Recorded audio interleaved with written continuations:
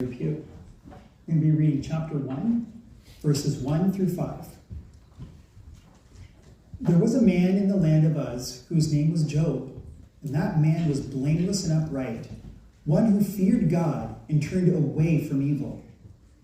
There were born to him 7 sons and 3 daughters. He possessed 7,000 sheep, 3,000 camels, 500 yoke of oxen, and 500 female donkeys, and very many servants, so that this man was the greatest of all the people of the east. His sons used to go and hold a feast in the house of each one on his day, and they would send and invite their 3 sisters to eat and drink with them. And when the days of the feast had run their course, Job would send and consecrate them, and he would rise early in the morning and offer burnt offerings according to the number of them all. For Job said, "It may be that my children have sinned and cursed God in their hearts." Thus Job did continually.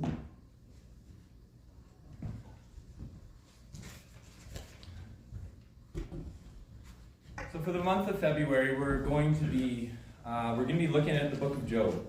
The book of Job is kind of a big deal, and it's a pretty big book. And if you're familiar with the Bible, you know that there's 42 chapters in Job, and we've got 4 weeks. So you can just, right off the top of the bat, say, we're not going to cover it all. Maybe you've got a favorite part in there, and I don't hit it. I'm so sorry. Just can't do it. We have 42 chapters. And these are 42 very complicated chapters with a lot of layers to them. Job is written in a fairly unique way as far as Old Testament literature goes. It's written as poetry, but it's also written in the format of ancient legal arguments. It's there in the book of Job. We look at topics like joy, fulfillment, and blessings. We also look at topics like loss, grief, suffering. We go kind of all over the place in Job. We see Job and his friends asking some really profound questions. And we see that some of those questions, though they are asked from a sincere place, they don't get the answers that the friends or Job want.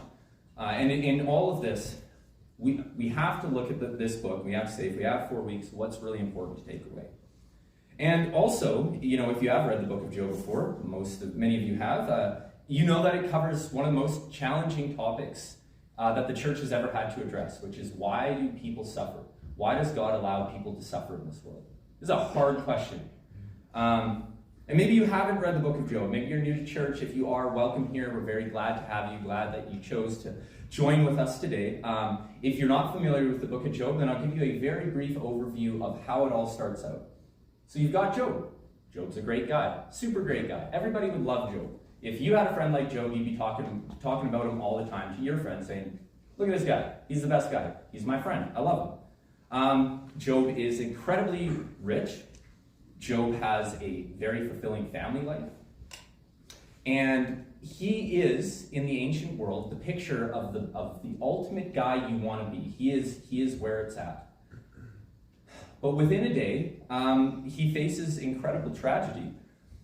In one day, he loses all of his wealth, which we're going to talk about is very, very vast. He loses all of that, but more painful than just losing all of his wealth, he also loses his 10 children.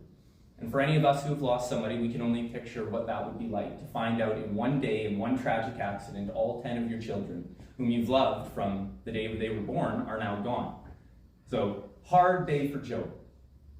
Possibly the hardest day anybody could ever face.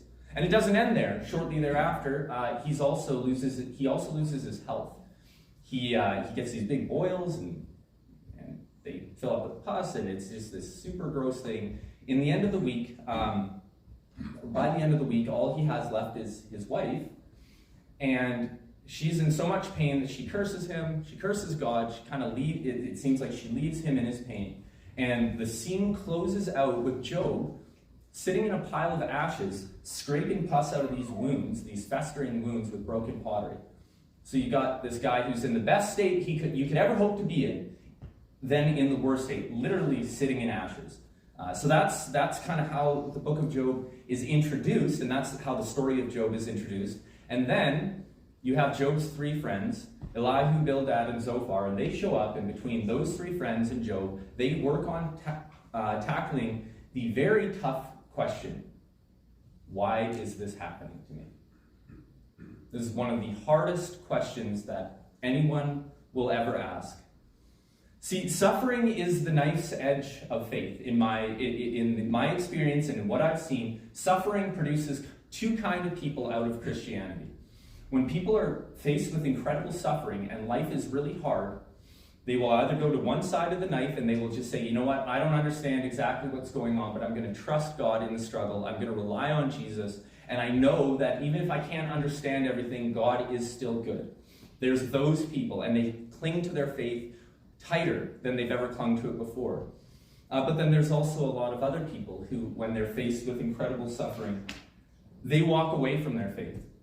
Sometimes it's for a season. Sometimes they have a season of life where they just say, I can't do this Christian thing right now.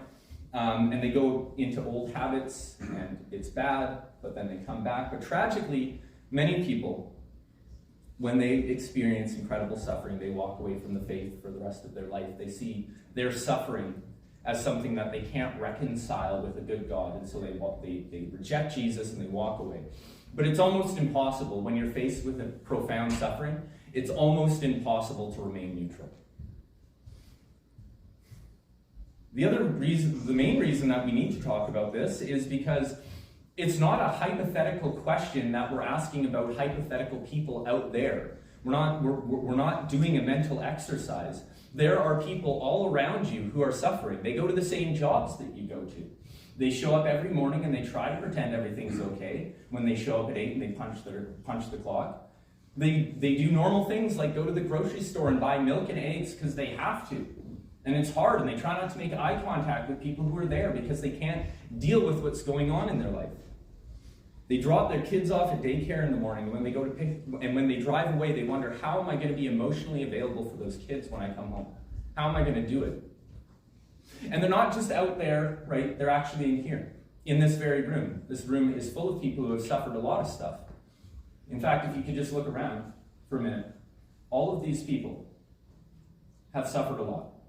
I have been in leadership for long enough to know things that are shared kind of confidentially, and I know that you guys don't have it easy. And these people in our church who are suffering, they show up on Sundays and they say things like, we're okay, or we're doing all right, when you ask them how their week was, because they don't know how to talk about what's going on. They show up and they volunteer, and they try to keep the wheels spinning for our gatherings, and we're incredibly grateful for them. And all through it all, whether it's people who don't know Jesus that you're interacting with out in the world, or it's the people who are here trying to make a good go of following Jesus while they're facing hardship, they're all asking the same question. Why is this happening to me? Why is this happening to me? And it's such a haunting question. I have asked that question. I've been all alone asking that question many times in my life. And I know that when people experience suffering, it's almost the only question you can think to ask at first. But the longer you sit there and think about that question, tragically it leads to a bunch of other questions. And there's this kind of cycle, and it gets worse and worse and worse. You start by asking, why is this happening to me? When will it be over? What am I supposed to do? Will it ever get better? What have I done to deserve this? Is God punishing me? And if so, what have I done? How can I fix it? Has God abandoned me? Am I truly alone? Does God even exist? That list of questions just cycle through the minds of hurting people. And we are going to talk about the book of Job, and we're going to talk about Job's suffering because of the fact that we do answer these questions. Whether we answer them for other people when they ask us, or we answer in our own hearts, we do answer these questions, and very often we supply bad answers. We come up with conclusions that don't draw us closer to God. We reach out for something that makes sense, and we grab onto whatever we can hold on to. And very, very often, whether we're counseling people in our lives or we're alone with our suffering, we come up with really bad answers. And these answers, they hurt us, and they hurt the people that God's trusting us to counsel. Some of us really want to help when somebody comes to us and says, hey, I'm going through this thing, and you're astounded by how bad it is, and they come to you, and you don't know what to say, so you actually end up making it worse. Like Job's friends, we're going to study that next week. They want to help, they don't know what to say, so they say all the wrong things, and they make it much, much worse. But some of us, we know that we don't know what to say. We know that we're ill-equipped to deal with people suffering, and so when people are suffering around us and we know it, we intentionally avoid them when they need us the most. And that's tragic, but it's true. It's like, I don't know what I'm supposed to say to that person. I don't know how to help them. I don't want to say the wrong thing. And so, aware of our own insufficiency and our inability to handle the problem, we hope they didn't see us at the grocery store because we don't really know what we're supposed to talk to that person about, knowing what they're going through. And tragically, something that I deal with, and many of you can probably relate, when we're suffering and we're going through some really hard stuff, many of us can't muster up the strength and the discipline to reach out for help. We don't tell people what's going on, so we sit alone with our own bad answers, and whatever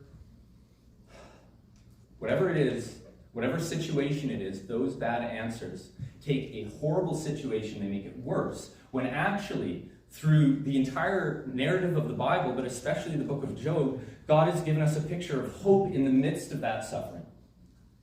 So we're gonna take a look at that over the month of February, and it's gonna be challenging, but I hope that it will be helpful. Now, with all that said, I guess it's time to meet Job. So starting in chapter 1, verse 1, we get a picture of who this guy Job is. And so in verse 1, chapter 1, very high praise for this man Job. There was a man in the land of Uz whose name was Job, and that man was blameless and upright, one who feared God and turned away from evil. Okay, wow. So no, I don't imagine many of us think, oh, that's what people are saying about me when I'm not around. Right? That's very, very high praise. And so there's these four different terms that are used. He's blameless, upright, feared God, turned away from evil, and all those things can really only be understood in connection with one another. And we'll go through them because it's important that we really get a good picture of what God's saying about this individual before we move on. We're going to talk about what it means to be blameless a little bit later, though, because that's a bit of a tricky term, and I think that there are times that we get it wrong and it's not helpful for us.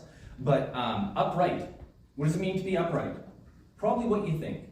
Okay, he was morally upright. This talks about Job's moral disposition.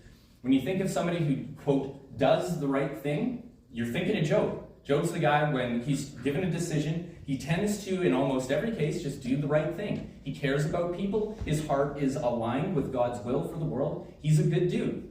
It's not like that deep and profound. He is just a good guy. But it's important for us to note that, again, this can't be understood outside of what else is said about him.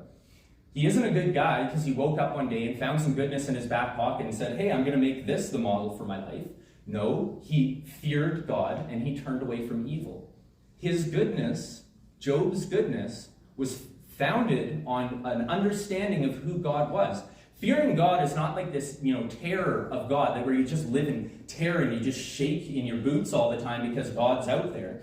Fearing God is understanding you are a tiny person on a very big planet in a very big universe, and there is a much bigger God outside of all that who is governing the affairs going on around you. And whoever that God is, he deserves your attention, he deserves your focus, he deserves your praise, he deserves whatever it is that you have to give him because you only exist by his will. That's Job's perspective on him. And it says that he turned away from evil. And this is something that I think we can take a minute to really consider. There is a difference between not liking evil, walking alongside evil, and turning away from evil. So often, our picture of sin is like, well, I'm a youth leader, I always just think of it in these terms, but like when you tell kids, this is the boundary for the game we're playing, right? There's a line. What do they want to do? They want to get as close to the line as they possibly can. And then you look over and you're like, you're across the line. No, I'm not. Right? The question of sin for so many people, present company included, is like, well, where is the line? And how close can I get to it?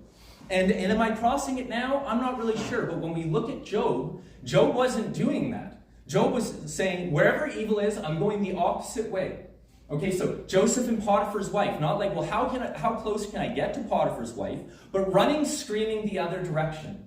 That's Job, turning away from evil, actively rejecting it as a result of his fear of God. And if we just need to even get a better picture of that, you can go to the book of Proverbs. Fear of the Lord is hatred of evil. Okay, chapter 8, verse 13, the fear of the Lord is hatred of evil. It's a very profound statement. And so looking at this individual, without going any deeper into it, we can just say he was a good man. We can all agree, because this is straight from the scriptures. This is who God says Job is. And that's him as an individual.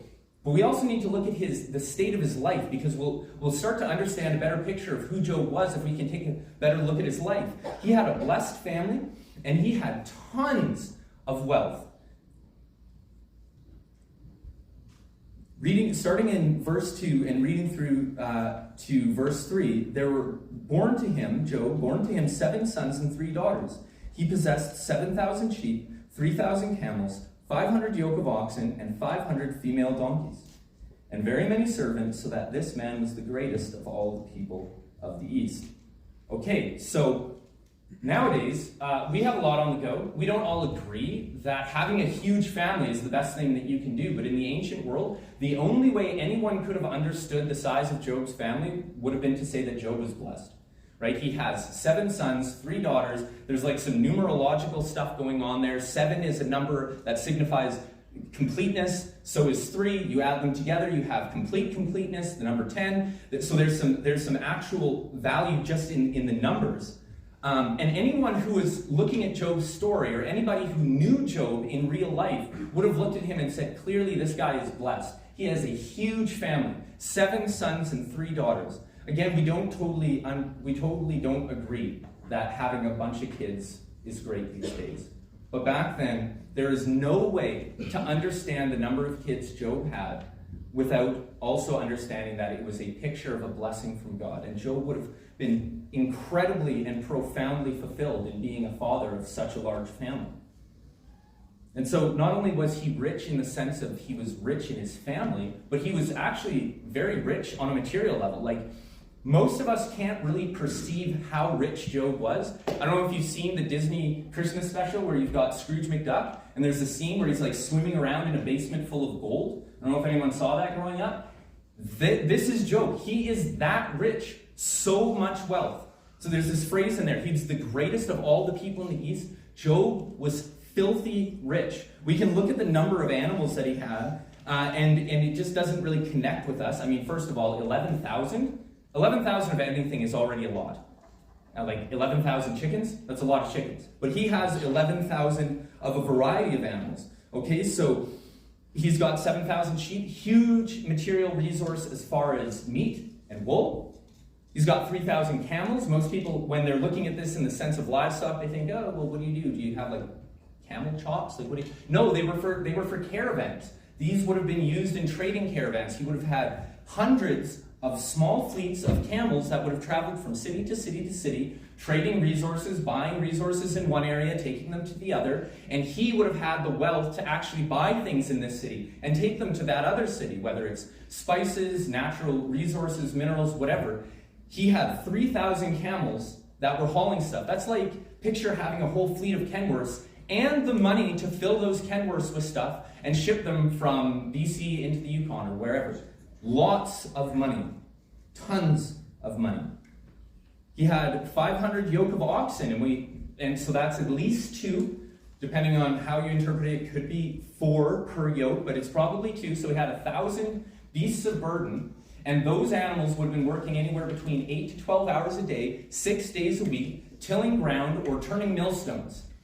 And in those days, it was very unlikely he would have been hiring those animals out. No, those 500 yoke of oxen would have been necessary for him to cultivate all the land he owned.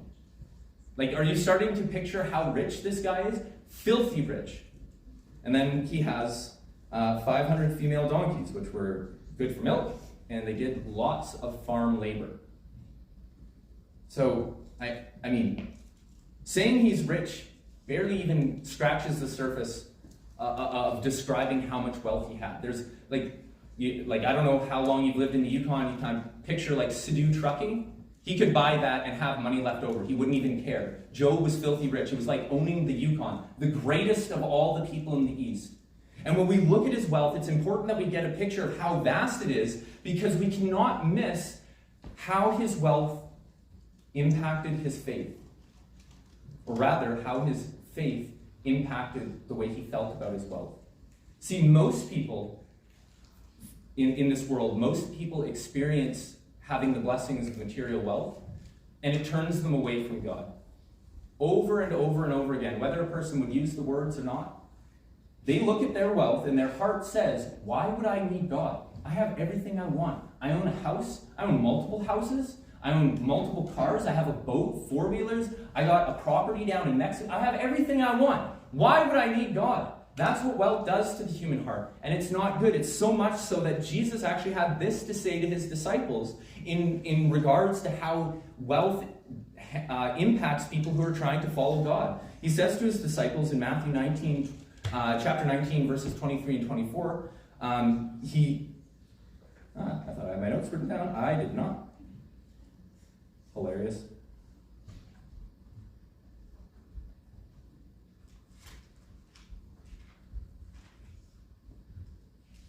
You know, they meet this very rich man, this exceptionally rich man. He's like, well, I want to follow God too. I want to follow God too.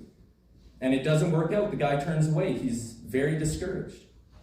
And Jesus says to his disciples, truly I say to you, only with difficulty will a rich person enter the kingdom of heaven. Again, I tell you, it is easier for a camel to go through the eye of a needle than for a rich person to enter the kingdom of God.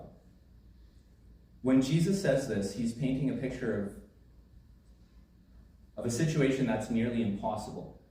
That for rich people, it is only through a powerful interaction with the Holy Spirit that people actually look at their wealth, they look at their material blessings, and they say, even though I have all of this stuff, I want God more.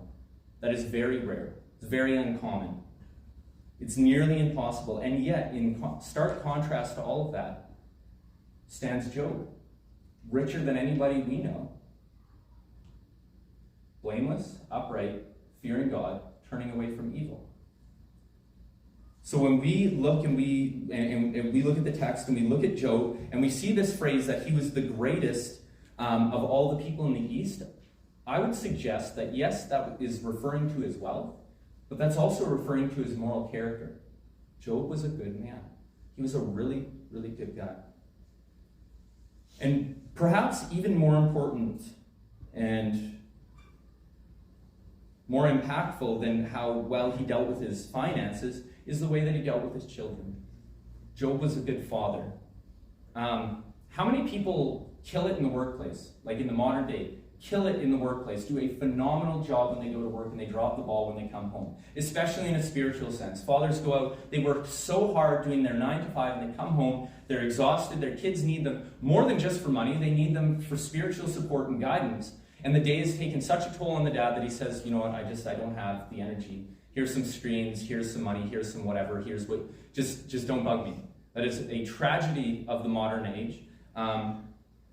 And when we look at Job, well, Job was out there getting a paycheck too, the fattest paycheck around, but he never neglected his responsibility to his kids.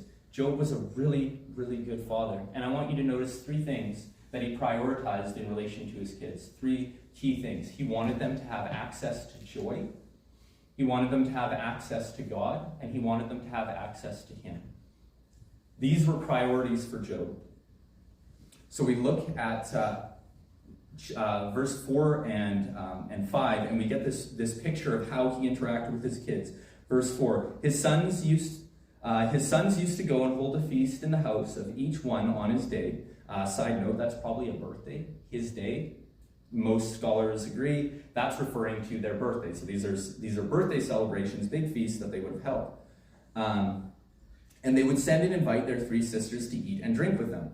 Why inviting the sisters? Well, because the sisters were presumably unmarried, and so they lived with Job still. So that's kind of culturally what's going on there. And when the days of the feast had run their course, when this big birthday party was over, Job would send and consecrate them. And he would rise early in the morning and offer burnt offerings according to the number of them all. For Job said, "It may be that my children have sinned and cursed God in their hearts." Thus Job did continually. And the literal translation of that phrase, "thus Job did continually," Job did this all of his days. This wasn't him doing this, for a season and then, life got busy and he stopped. No, this is a practice and a pattern that he adopted when his kids were born, and he continued to maintain all through their days together. So he wanted them to have access to joy. He shared his wealth with them. He wasn't the dad who was sitting on buckets of cash and saying, "Well, you gotta be like me, kids. You gotta earn your own money if you want to have nice things." No, he shared it with them. And he wanted them to experience the joy of life and to receive the enjoyment that you get when you have nice things. There's nothing wrong with enjoying nice things. The question is, do those things that you enjoy, do they become a barrier between you and God? Because some people might think, if Job gave his kids all his stuff, what if he spoiled them?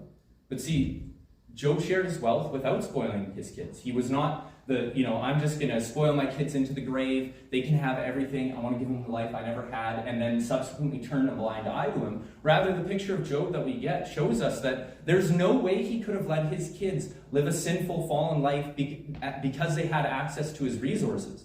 This was not Job. Rather, Job was very concerned with his kids having access to God and relating to God in a good way. Now, at the time, in this point in human history, Job is acting as a priest on behalf of his whole family. He's offering burnt offerings of atonement for his kids. And he understands, my kids aren't special. They're not unique. It's not like, my kids are perfect and all the other kids out there, they're bad little kids. No, he understood the nature of sin, and he knew that his children needed to be justified before God. They didn't just wake up one day perfect and blameless in God's sight. There was a sacrificial system that he had adopted, that God had instituted, and it was a priority for Job. It wasn't a burden for him. So when we look, it says he would rise early in the morning. So it's not so much that it was like, before 8 a.m. is the prime time. No, it's a picture of a guy who, as soon as this feast is over, as soon as all the partying is done, my priority as a dad is to give the gift that only I as a father can give. I want my kids to be right with God, and I'm going to get up. My main priority is to get up and offer a sacrifice on their behalf. Okay? He wanted his kids to stand before God and be righteous. He actually cared about their spiritual condition. And that's hard. That means admitting things about your kids that are hard for you to admit. We all, if we're parents, we love our kids. And Job was able to love his kids and act on that love in the way that God wanted him to act. And that's really, really important. And then lastly, Job wanted his kids to have access to him. One of the most tragic dynamics in the whole narrative of Scripture and in the broken world that we're a part of is dysfunctional families and parental favoritism. Starting with Adam and Eve, and then Cain and Abel, their sons, and then kind of all through the Abrahamic line into the time in the wilderness when the Israelites are in the wilderness, then through the time of the judges, then through the time of the Davidic kingship, and then into the fallen kingship, then into the time of exile, over and over and over again. As you go through the narrative story of Scripture, what you constantly see are broken families that hurt each other and destroy the world around them. You see things like parents who pick favorite kids. Oh, this is my son. I don't really like the other sons. You see over and over again a mom and a dad picking favorites and pitting them against each other. And it is tragic. And we do this in the modern day. Like, I have 2 kids, and I know my heart is falling, and there are things that one of my kids, I will not name them, does that bother me way more than my other kid. And I could see over the course of an entire lifetime how easy it is to pick favorites. But Job wanted his kids to have equal access to him. See, he offered burnt offerings according to the number of them all. He did this work for every child, regardless of his relationship with them, how different they were. He wasn't picking favorites. He took his duty seriously, and he applied it equally among all his kids.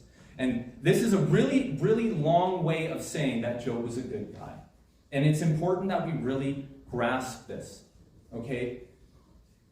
Because now we get to this point of sinless. We skip that at the beginning, but now that we've kind of gone through all the work that Job did, we can readdress that term. Many people will look at the term blameless and they'll go, oh, okay, well, blameless must mean sinless, right? There must be nothing Job ever did that was fallen. Nothing Job ever did that was sinful. People will look at a term like blameless, and when I was first saved and I was talking to people and learning about following Jesus, I made this mistake of thinking that, oh, if I just loved God the way that Job did, I would never sin again. I'd be blameless like Job. But that completely misunderstands what blamelessness is. And it actually completely misunderstands how Job treated sin and what Job thought about sin. Again, in verse 5, it may be that my children have sinned and cursed God in their hearts. Job understood the nature of sin. He did everything that he could to deal with it on his own behalf and on behalf of his kids. He did all the things that God had instituted so that he could be considered blameless. He dealt with his sin. He dealt with the sin of his children. But Job was not sinless. And in that sense, even though Job was a great guy, he was filthy rich, he was an awesome dad, he was just like us.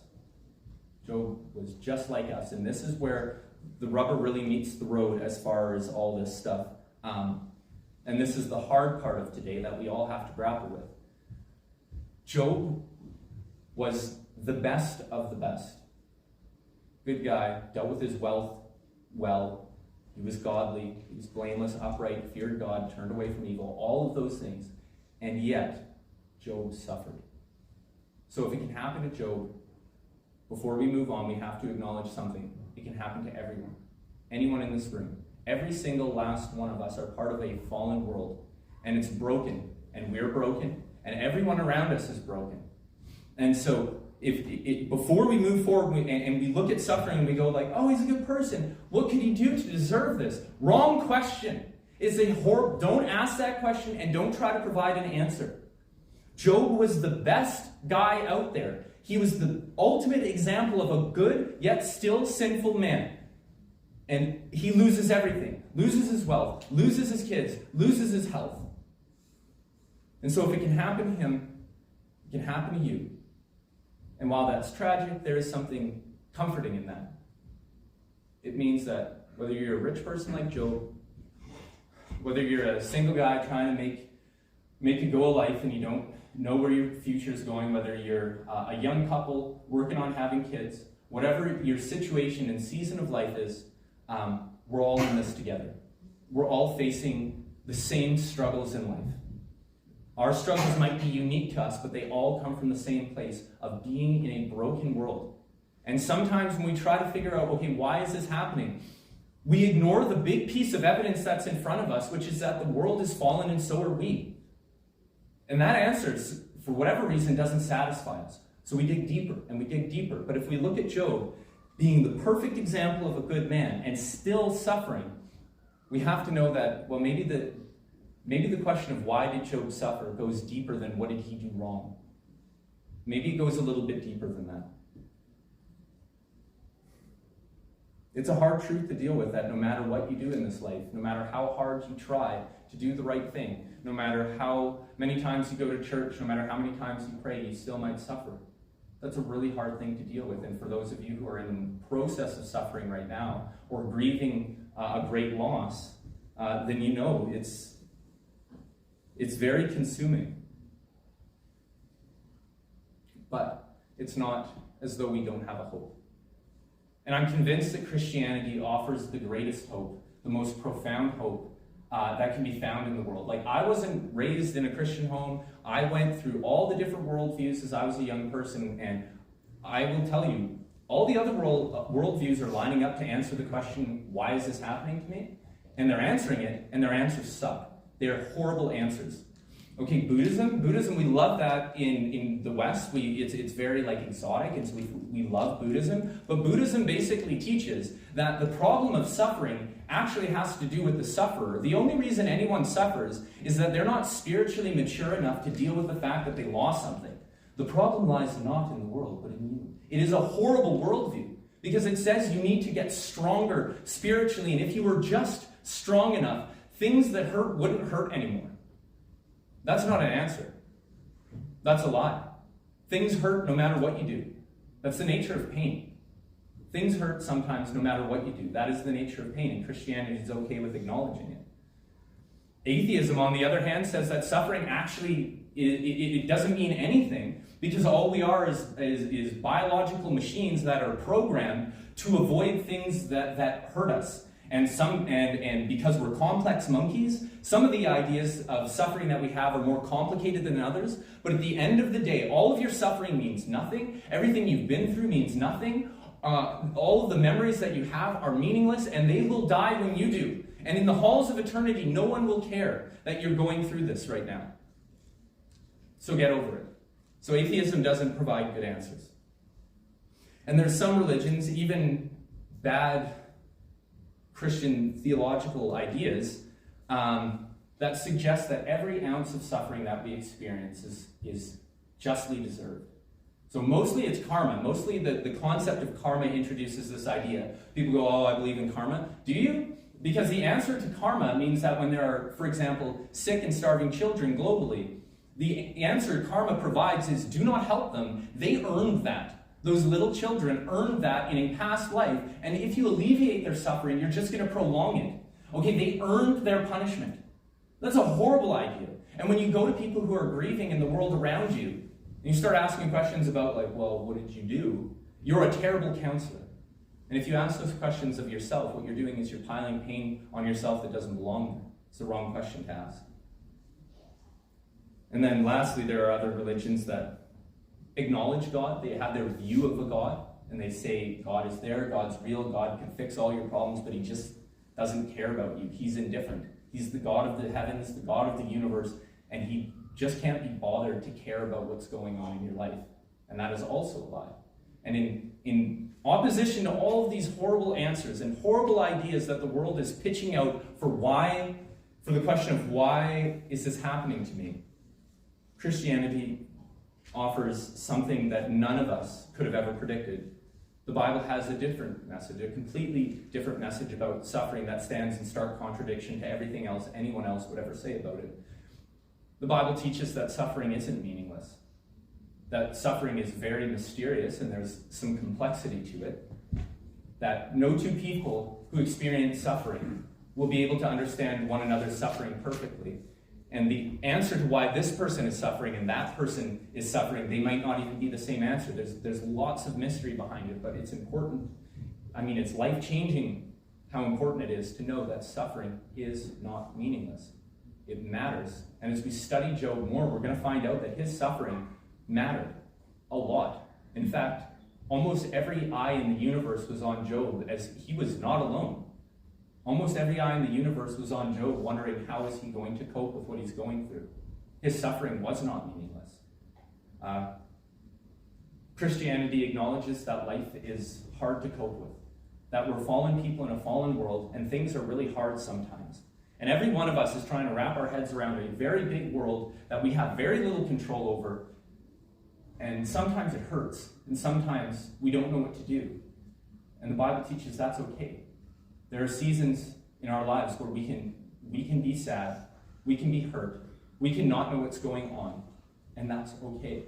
Suffering is not a thing to be avoided and not a thing to be hidden in the background. Suffering is a real component of being alive, in the same way as hunger or thirst is. And because that's true, we need to address it in a holistic way. But more importantly, Christianity teaches some really important things about how God feels about people who suffer. God hears people who suffer.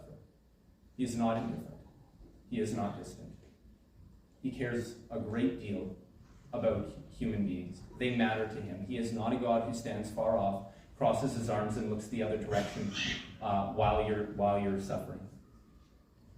See, in Job's time, being blameless meant adhering to this very strict, very complicated sacrificial system, giving life after life of blameless animals so that they would take your sin upon themselves and you would actually bleed them out, and then that would satisfy God's wrath against your sin. But when Jesus stepped into the world, he did something profound, and he gave his life, which fulfilled all those laws. There's never going to be a greater sacrifice than Jesus. And he came into this world, miraculously came into this world to suffer among us, but ultimately to suffer for us. And so I would suggest to you, if you are suffering and you're not sure what it means, or if you're questioning whether or not your suffering is meaningless, realize that the way we are saved is through the suffering of Jesus. Suffering can never be meaningless if that's true.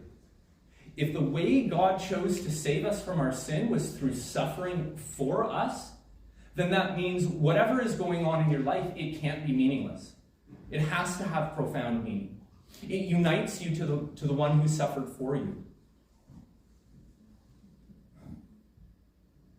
And I'm convinced that the mystery of suffering actually needs more than a written answer. Like, if somebody's just lost something that they can't replace, or they've had to say goodbye to someone, there's no right set of words. There's no multiple choice set of answers that you can give that person that will satisfy them and take their pain away. That's not how it works. Whether you're facing deep, profound pain, if somebody's just said the perfect, correct thing to you, it wouldn't reach into your heart and take the pain away. And if you're trying to counsel somebody, you might get to a place where you're over-reliant on your on your ability to explain it all away. As though, I told them what I think, and I told them, this happened to me, and they're still sad. Of course they are. Human beings need more than simple answers to deal with pain. And in response to pain and suffering, God does something profound and gives us more than simple answers. He gives us his Son, and he offers us a promise. And I think that's actually what people really need. They need more than they need more than a bit of text on a page. I was with somebody who was suffering profoundly a few years ago at the start of my ministry journey, and after having gone through a really wretched time, this individual was sitting on a couch opposite of me and said something along the lines of, I knew I couldn't do this on my own, and I knew I needed God's help. And I was raised in the church, but I walked away. All through this time in leading up to this event, I prayed. I begged God that he would help me go through this. I begged that he would give me what I need to do this next step. And it's personal, and I'm not comfortable sharing their story in great detail, but they experienced a great loss. And they said, I did all the right things. I prayed, I started reading my Bible again, and I really, really sincerely asked God for help. So why is this happening to me? And I sat there on a couch opposite this person, and I didn't have an answer for them. And I had beat myself for 3 years wondering, what could I say? What could I have said in that moment? What was the right thing to say? What does God say? And I searched the scriptures, and I looked at all the different things about loss and pain, and I realized it's not there. The perfect answer, the thing in this book that you can rip out and give to somebody on a bad day, it's not there. There's a whole narrative in here. There's a whole incredible story of God coming into the world and caring for people, ultimately realized through his Son and the promises that he offers. It's not something a 2-minute conversation can fix. And this person who suffered, or any other person who suffered, what they really need is to see Jesus for who he is. God's only Son, who desperately and fiercely loves humanity, who came into this world to give his life on our behalf so that we could be righteous and blameless before God. That is a huge lifetime idea that will take us forever to wrap our heads around. And through recognizing who Jesus is, through believing in the cross, believing that Jesus is risen, we have become recipients of a promise. And the promise doesn't answer. The promises don't answer a whole series of questions that we have. Some of us deal with those questions for the rest of our life, but the promise that God offers is, I believe, the answer for suffering. If you place your faith in Jesus, you will never be alone, ever. And you can feel every wretched, awful thing, every terrible thing. And you're probably going to, because this is life, and no one gets out without suffering. But the one thing you never have to feel, again, is alone. Because God is present with you. And not only is he present now, he'll be present forever. You'll never be abandoned. Ever. You are a child of the King. You're a son or a daughter of God. And there is no force in the universe that can separate you from God's love. Moreover, this home that you call home isn't really your home. This world, this broken world, is a place that you're passing through. And you have a job to do while you're here if you're a follower of Jesus. It's true. But this is not your ultimate hope, and this is not your home. And one day, someday, maybe a week from now, maybe 40, 50 years, I don't know, Jesus will take you home. He'll wipe away every tear, and he will give you an existence that is free from pain, that is free from suffering, and entirely saturated with joy, worship, and peace everlasting.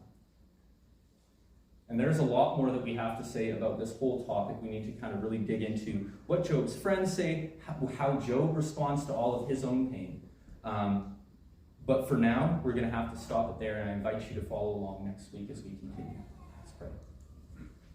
Heavenly Father, we want to come before you today and just acknowledge that you are good. Even when things around us seem really messy and broken, and even when we don't have the answers we need, God, you are always good. Help us to be aware of this when we're suffering, but help us to offer the hope of your Son Jesus to those who are suffering.